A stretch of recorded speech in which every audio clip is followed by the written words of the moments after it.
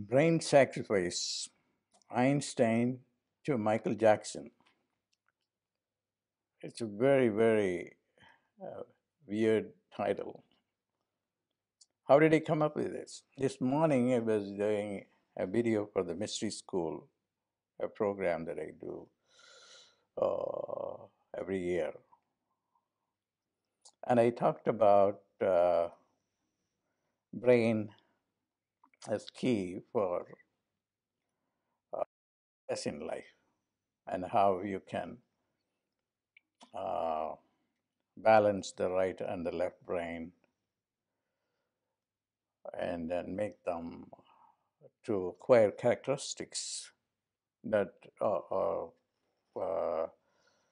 conducive to have wisdom or omniscience. Then, in that connection, I referred to Einstein. Einstein's brain was stolen after he died. His body went for autopsy, and then the doctor stole his brain and then cut it into pieces and then sent it to different labs all over the United States, maybe elsewhere too. Not many people know about it. Einstein's daughter, uh, the doctor's daughter, was responsible for bringing it to the notice of the world. Otherwise, people wouldn't have known that the doctor had the brain of Einstein. But anyway, the good thing that came out was they found out that one of a part of the piece is in Toronto, and they found out that Einstein's brain, the parietal lobe, was larger, 15% larger than other brain. Now, the same thing happened to Michael Jackson in a different way, for whatever reason. His body was without the brain for a month. He died in July, and the brain was again fixed on the dead body after a month. And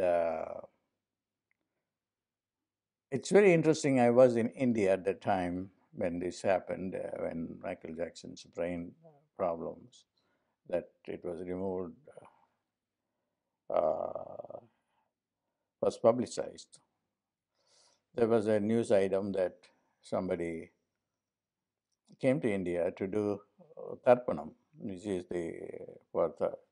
tarpanam is a ritual which is done to a departed soul.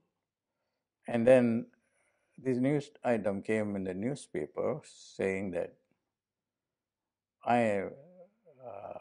Michael Jackson's soul was unhappy that they removed the brain.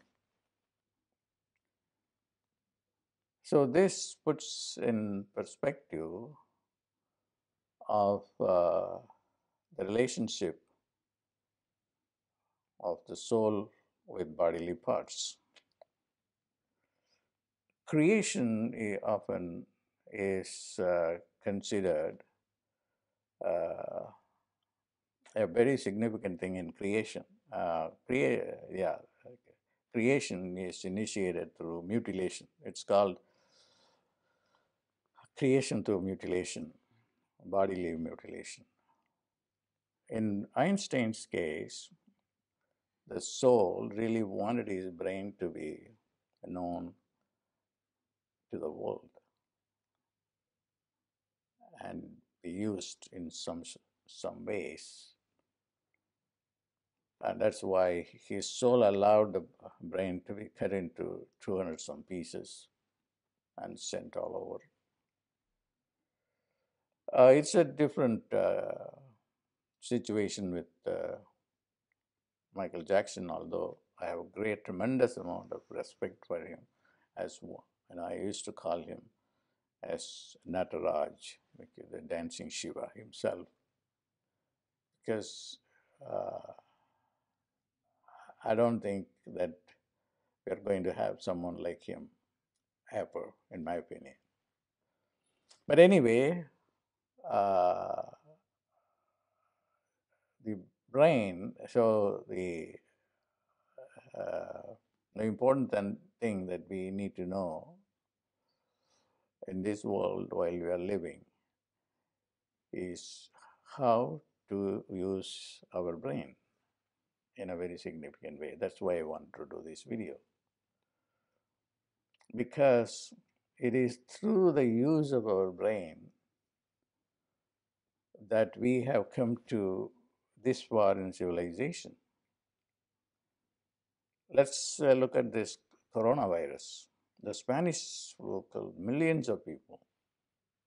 I think, if I remember right, 50 million people, or I'm not remembering right, I don't know. But now we are able to control it. It's because we know a lot today about the virus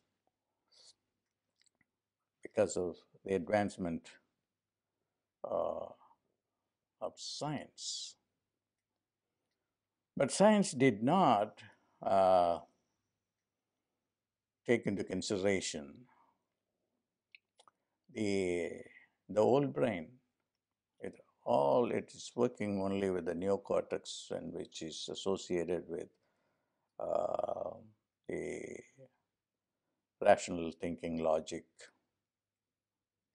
and beyond that, logic and rational thinking is intuition. Einstein many times referred to the superiority of religion to science. He said, where science ends, their religion begins. And he also said, imagination is better than intellect. And that is attributed to what is generally called as the primitive brain, which includes the midbrain and then the pineal gland. We all have the ability to live omniscience.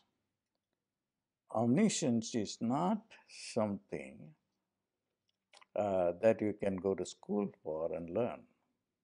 Omniscience is latent within us in activating certain parts of the brain, particularly the cerebellum, where we have the neurons jam-packed, and also the pineal gland, the pituitary. If we are able to activate these parts of the brain, then pretty much we have access to omniscience. This is the model of the Siddhas. Siddhas are enlightened masters who would want to know about everything. Ignorance was not accepted. So they did not know science as we know science today. They knew a better science, and that is through the activation of the cerebellum and activation of the pituitary and the pineal gland. All these are associated with understanding things that won't be understood or cannot be understood through rationalistic approach. So what we know, what we need now is not super fast computers, but understanding our own consciousness, our own brain, and for which the academic training we have, studying biology, biochemistry, and neuroscience, they are not going to be very useful. They are useful if you can uh, relate it to what yoga or yogis have to say about the brain. They knew about the brain a lot, and then they just wanted to accomplish uh, omniscience, omnipotence, and omnipresence, which is to understanding our core nature, which is light. So it is absolutely important that we take care of our brain and then activate the brain, the whole brain. A very, very simple sound or a vowel like R can uh, go to every part of the brain. They call it global activation of the brain. This is part of the research uh, I did at Harvard to prove that it's with the sounds, with syllables, you can activate different parts of the brain. Every day we are uh, progressing in our understanding of our brain. But we have completely neglected what the Siddhas, the enlightened masters, did to have omniscience. And then omniscience can happen very quickly because it is not learned knowledge. It is something that, just uh, was a divine happening or God's grace. This omniscience is called Arul. Arul, as opposed to Marul, Marul is limited scientific technological understanding. But Arul is a complete understanding that can happen. Something will erupt, and then you are in that consciousness. So, uh, so I encourage people to seek omniscience, omnipotence, and omnipresence, which uh, is the birthright of every human being. And now I have asked people my staff, make the phonemic intelligence available, at least the beginners courses to be available to everyone. That's one thing I strongly recommend because science is what is going to give us freedom and also success. Everything is about increasing, enhancing our brain functionalities.